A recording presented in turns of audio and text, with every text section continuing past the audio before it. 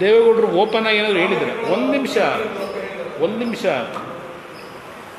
ದೇವೇಗೌಡರು ಮುಖ್ಯಮಂತ್ರಿ ಆಗಿದ್ದು ಅವರ ಶ್ರಮ ಇದೆಯಲ್ಲ, ಇವರು ಯಾರು ಚರ್ಚೆ ಮಾಡ್ತಕ್ಕಂಥ ನೈತಿಕತೆ ಇದ್ದಾರೆ ಇವರೆಲ್ಲ.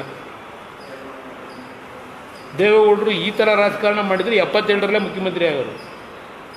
94ರಲ್ಲಿ ಇಡೀ ರಾಜ್ಯದ ಎಲ್ಲ ಭಾಗದಲ್ಲೂ ಬೆಂಬಲ ಕೊಟ್ಟರು. ಇಲ್ಲಿ 74 ಸೀಟೋ 76 ಸೀಟೋ ಬಂದ ನಮ್ಮ ಹಳೆ ಕರ್ನಾಟಕದಲ್ಲಿ. ಅಲ್ಲೇ ನಾವು ಸ್ವಾಮೀಜಿಗಳನ್ನು ಮುಂದಿಟ್ಕೊಂಡೇನು ಮಾಡಲಿಲ್ಲ. ಸ್ವಾಮೀಜಿಯವರು ಮಾಡಿದ ಕಾರ್ಯಕ್ರಮ ಅವತ್ತು ಯಾವೊಂದು ಈ ಜಾತಿ ಗಣತಿ ನಡೀತಾ ಇತ್ತಲ್ಲ ಗಲಾಟೆ, ಅದರ ಬಗ್ಗೆ ಒಕ್ಕಲಿಗ ಸಮಾಜಕ್ಕೆ ತೊಂದರೆ ಆಗಿದೆ ಅಂತೇಳಿ ಸ್ವಾಮೀಜಿಯವ್ರ ಕಾರ್ಯಕ್ರಮ ಮಾಡೋದಷ್ಟೇ. ದೇವೇಗೌಡರು ಮುಖ್ಯಮಂತ್ರಿ ಮಾಡಿ ಅಂತ ಸ್ವಾಮಿಗಳು ಮಾಡಲಿಲ್ಲ. ಈ ಸಮಾಜಕ್ಕೆ ಆಗಿರ್ತಕ್ಕಂಥ ಕೆಲವು ಲೋಪದೋಷ ಏನಿದೆ ಅದೇನು ದೇವೇಗೌಡರು ಸ್ಟೇಜ್ಗೆ ಹೋಗ್ತಿದ್ದೀರಾ? ಇಲ್ಲ ಸ್ವಾಮೀಜಿಗಳು ದೇವೇಗೌಡರನ್ನ ಮುಖ್ಯಮಂತ್ರಿ ಮಾಡಿ ಅಂತ ಏನು ಸಂದೇಶ ಕೊಟ್ಟಿದ್ದೀರಾ? ಅಂತ ಅವ್ರ ಪಾಪ ಹೇಳ್ಕೊತಾರೆ. ಹಾಂ ಏನು ಹೇಳಿ?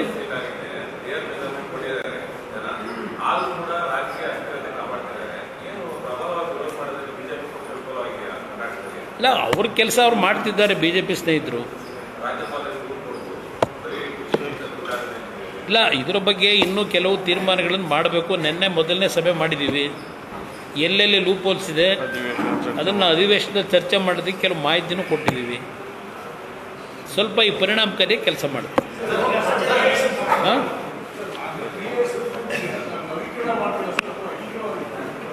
ಪುನಶ್ಚೇತನ ಮಾಡಬೇಕು ಸಂಪೂರ್ಣವಾಗಿ. ಅದು 40-50 ವರ್ಷ ತಡೆಯಿಲ್ಲದೆ ನಡಿಬೇಕು. ಆ ರೀತಿ ಟೆಕ್ನಾಲಜಿನೂ ಅಡಾಪ್ಟ್ ಮಾಡ್ತಾ ಇದ್ದೀವಿ.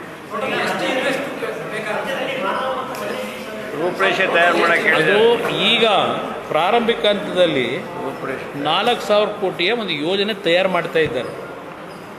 ನಾನು ಮುಂದಿನ 50 ವರ್ಷಕ್ಕೆ ಏನಾಗಬೇಕು ಅನ್ನೋದ್ರ ಬಗ್ಗೆ ಡೀಟೇಲ್ ಒಂದು ರಿಪೋರ್ಟ್ ಮಾಡಿ ಅಂತ ಹೇಳಿದೆ. ನನಗೆ ಬೇಕಾಗಿರೋದು ಕಾರ್ಖಾನೆ ಪ್ರಾರಂಭ ಆದರೆ ಜನಗಳಿಗೆ ಇವತ್ತೇನು ಇಂಥ ಒಂದು ನೋವು ಅನುಭವಿಸ್ತಾರೆ ಪರ್ಮನೆಂಟ್ ಶಾಶ್ವತವಾಗಿ ಪರಿಹಾರ ಆಗುತ್ತೆ. DK ಅವ್ರದ್ದೆಲ್ಲ ಬೇಡ ಬನ್ನಿ. ಆಮೇಲೆ DPR ಆಗ್ತಿದೆ. 4,000ಕ್ಕೆ DPR ಸಿದ್ಧ ಇದೆ. ಈಗಾಗಲೇ ಕೆಲವು ಆ್ಯಕ್ಟಿವಿಟೀಸು ನಡೀತಾ ಇದೆ.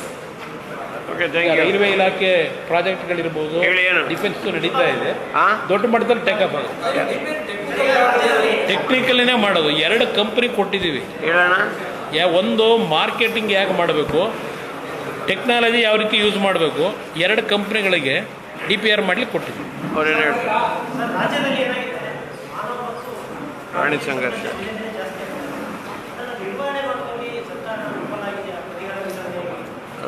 ಇದು ಇತ್ತೀಚಿನ ದಿನಗಳಲ್ಲಿ ಭಾಳ ಗಂಭೀರವಾದಂಥ ವಿಚಾರ ಇದೆ. ಕೆಲವು ಜಿಲ್ಲೆಗಳಲ್ಲಿ, ಕೆಲವು ಜಿಲ್ಲೆಯನ್ನೀಗ ಕೆಲವು ನಗರ ಪ್ರದೇಶಕ್ಕೂ ಈಗಾಗಲೇ ಚಿರತೆಗಳ ಕಾಟ ಪ್ರಾರಂಭ ಆಗಿದೆ. ಬಟ್ ಸರ್ಕಾರ ಸರಿಯಾದ ರೀತಿಯಲ್ಲಿ ಕೆಲವು ಕ್ರಮ ತೆಗೆದುಕೋಬೇಕಾಗ್ತದೆ. ಸುಮ್ಮನೆ ಪರಿಹಾರ ಕೊಡೋದರಿಂದ ಮತ್ತೆ ಜೀವ ವಾಪಸ್ ತರೋಕ್ಕಾಗಲ್ಲ. ಆ ನಿಟ್ಟಿನಲ್ಲಿ ಇವತ್ತೇನು ಸಮಸ್ಯೆ ಎಲ್ಲಿದೆ, ಆ ಸಮಸ್ಯೆ ಪರಿಹಾರ ಏನು ಅಂತಕ್ಕಂಥದ್ದು ಸರ್ಕಾರ ಇವತ್ತು ಸರಿಯಾದ ರೀತಿಯಲ್ಲಿ ಕ್ರಮ ತಗೋಬೇಕು. Thank you.